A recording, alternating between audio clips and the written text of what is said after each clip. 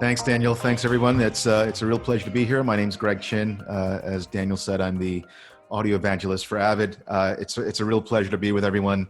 Obviously, we wanted to be able to do this live and in person, and it is my great wish to have been there to do this live. Obviously, we want to keep everyone safe, and we want everybody to be okay. So, we're doing what we can. So, it's great to have everyone here. Again, it's a real pleasure to be here.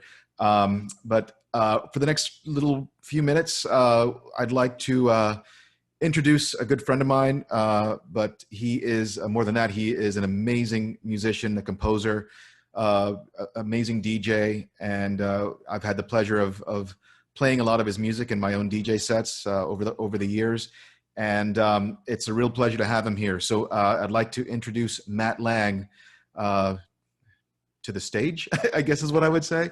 So Matt, where are you? Are you here? I am. I need you to restart my video. Okay. My video. There you are. There he is. Welcome, Matt. So what time is it in Los Angeles right now? 6 p.m. All right. Well, thank you for joining us. Let's just get right into it. So, first of all, how are you? You know, during this pandemic, are you keeping safe? You feeling okay? Doing well? I mean, because I work in a studio all day long by myself. So unless a guitar can give me COVID, I'm pretty okay. Well, that's thankfully I don't think that's the case. So I think you're okay. So let's dive right into it. You know, over the past couple of months. So, well, first of all, you were one of the first, I guess, an early adopter as far as creating music, mixing music in Atmos, in Dolby Atmos, and that you've kind of led the charge, so to speak. And I know that there are a lot of other musicians and a ton of different genres that kind of look to you as kind of kind of the gold standard. So, but specifically during the pandemic, you've been really prolific, and you've been writing a ton of new music, in that room there. And you actually are now going to be releasing an album, which was all written and started off as an Atmos project. Can you tell us a little bit about that? Yeah. So I basically wrote a quarantine album, so to speak, and I never actually planned on this being the case, but we also didn't think it would go on as long as it has. So initially it was just some music I was writing just to kind of keep myself occupied and using inspiration from everything that was going on in the world, and the uncertainty and the anxiety and all that. And that eventually grew into a much bigger project, which turned into this album, which is the longest album I've ever done. It's on a CD by the margin of 1 minute. Wow. And you are doing CDs as well, so you're doing physical product for it as well. Physical is nice. And, I love it. Yeah. It matters to be able to hold something in your hand. I truly believe. Yeah. So it turned into this album, and this one song in particular that I'm showing you, which was mixed in Atmos, this was actually written because Dolby was launching Atmos both on Amazon and Tidal, so it could actually finally be commercially accessible. And that's a new thing, because previously you'd have to be in a theater that was actually equipped for Atmos. Right. I wrote this record specifically with the intention of it being mixed in Atmos, which is different than all the other works that I've actually done in Atmos, because usually before I'd be writing it in a stereo format and then later converting it to Atmos. Right. This from the get-go, I already knew it was going to be in Atmos, and that changes your creative choices. So that was kind of the, I guess, the initial, or one of the inspirations of this song. But on top of it, and which is actually a big deal, is I mixed this in my home. And as you can, kind of see from this little screen here, I'm not surrounded by speakers. Right. So I was actually, and this is the first time I've ever done this, I was able to do the mix just in headphones. And that to me is actually kind of groundbreaking, because previously, anytime I did an Atmos mix, I would have to go into a Dolby studio or a different studio that was equipped with Atmos. And this meant suddenly I could actually just do it all from home, and it translates absolutely okay. So that's really cool. So basically, I mean, just to kind of quickly run through what you're using. So you're on a Mac Mini, I believe. You're running Pro Tools Ultimate, HD native Thunderbolt, and you're also utilizing the Dolby Audio Bridge, right? Yeah, I'm connected into the Dolby Atmos renderer. That's just via the digital audio bridge, the Dolby. Mm-hmm. Awesome. Well, I tell you what, instead of just thinking about it or talking about it, maybe you can show us a couple of things and, maybe talk us through specifically what some of the ideas. So obviously now, since you're writing this from scratch and you've got Atmos kind of, there at your fingertips, so to speak, your design choices and your creative choices were now, you had a lot of freedom because you're writing it and then basically assigning stuff to objects as you're going along. So maybe, walk us through a couple of things that you can feel free, share your screen, and we'd love to give a listen and have you walk us through some stuff. Share the screen right now, and we will go from there. So everybody should see my screen now. Yep. Do Okay. not leave the meeting. I'm just going to play a small snippet of this and talk about some of the choices of the Atmos choices that I made.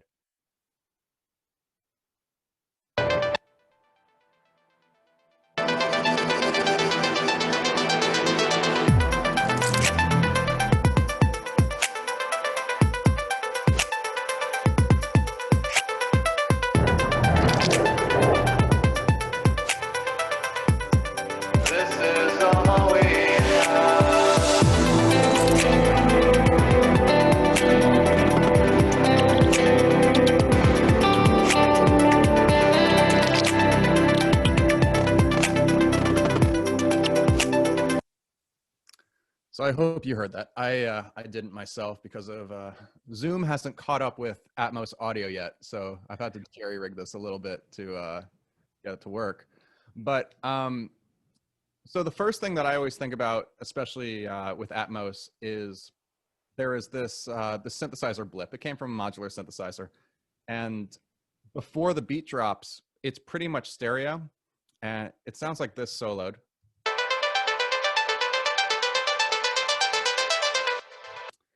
And the way I mix that is, for this, I'm just using the basic Avid panner, and it's going directly to my 7.1.2 bed. So this is not flying around your head. It's just going to basically be a stereo file that's going to sit slightly ahead of you. And the reason for that is ultimately when the beat drops, it gets converted to a different channel.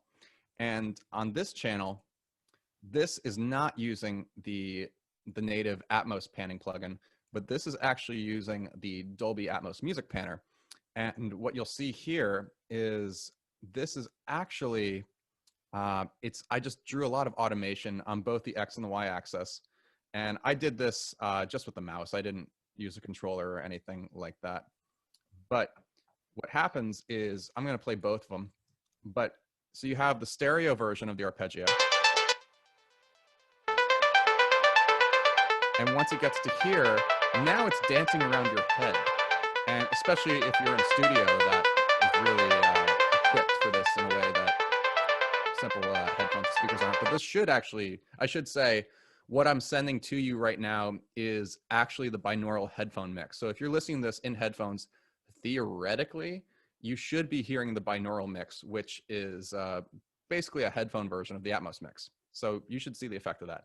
But what I wanted to do, this was actually an element that when I was writing it, I thought, okay, I'm going to have this arpeggio and I want this thing to really dance around you. And it's kind of this, it's a floaty arpeggio. It doesn't need to be dead center. And it's just an opportunity. And so much about Atmos is really taking opportunities, because this is the Wild West of mixing right now. Atmos is such an emerging technology that there aren't any rules yet. And that's personally why I feel really excited about it, is because I can do whatever I want. And no one's ever told me this is how you do it. There is no right way. And I don't like rules personally in general. So this is one of those things that is really exciting to me. But what I've done in particular as well with this arpeggio is I've basically kept the original stereo file. Mm-hmm. I kept all the reverbs and all the delays. So these stay basically, front center. So while you have this arpeggio dancing around you,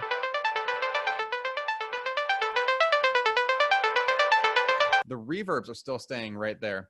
And something that's going on there too is the reverbs themselves are actually ducked to the kick drum.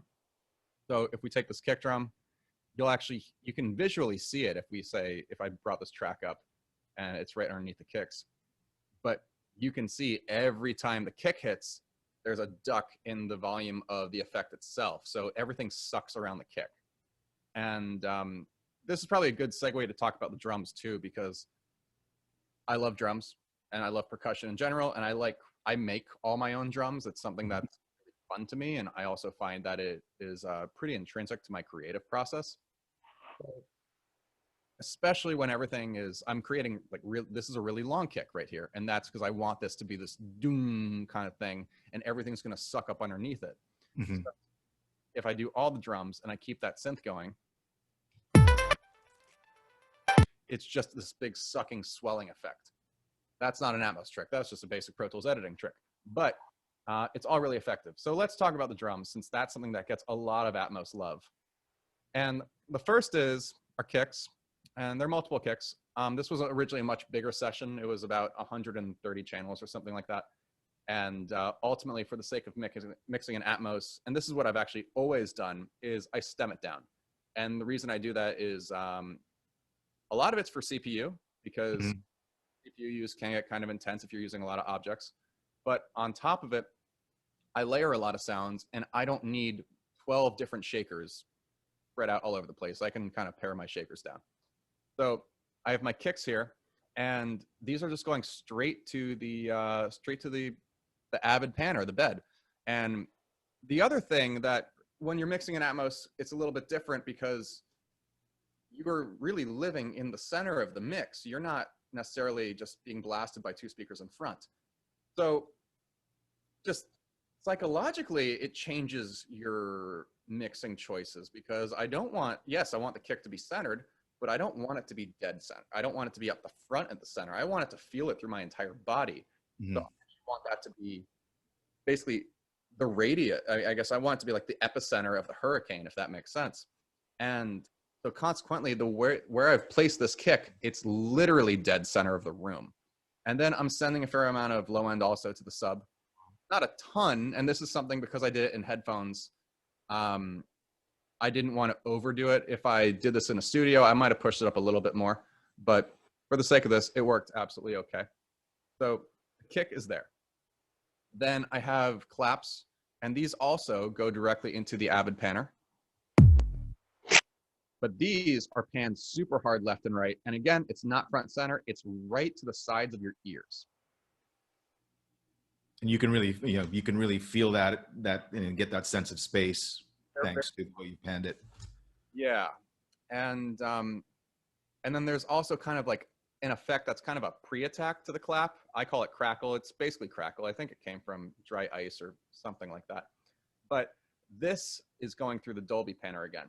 And there's a fair amount of automation on this as well. So sometimes it's minimal automation.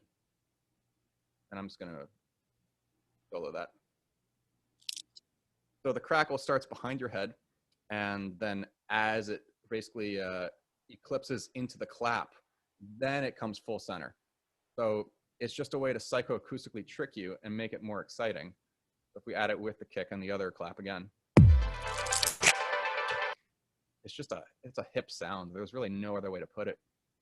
But then later, this track, it has some other crackly stuff. And this is where I took an opportunity to really make it fly around your head a lot more. So now this thing really dances around. And again, it's just because I can. It's an opportunity, and it's exciting.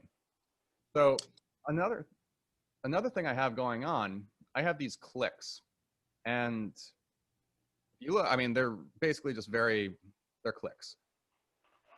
But what you can do with the Dolby panner, which is actually, I mean, it's such a cool feature, is it has a sequencer built into it.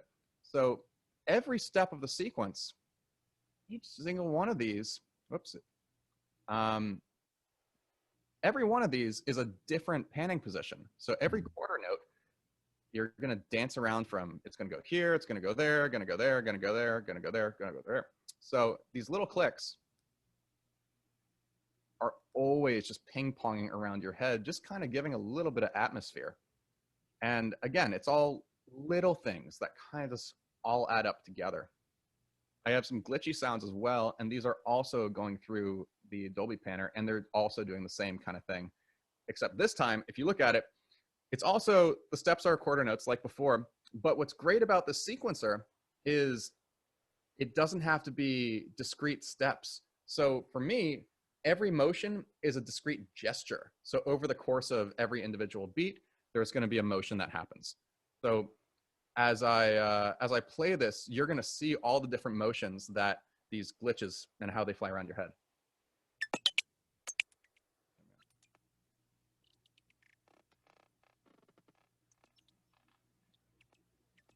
And that's something, I mean, you can't do that any other way. It's the coolest thing. I love really sounds, and I love automation, obviously. So to be able to do this is just on a creative level, purely exciting. That's amazing, Matt. Thank you for sharing some of that. So we have some questions coming in. I know we've just got a couple more minutes here, but let me just go ahead and maybe if it's cool if you toss a couple of these questions your way. So one of the first questions I'll ask is, as far as getting, you're working on this album. And by the way, when can we hear the album? When will that be released? It'll be out in 2 weeks.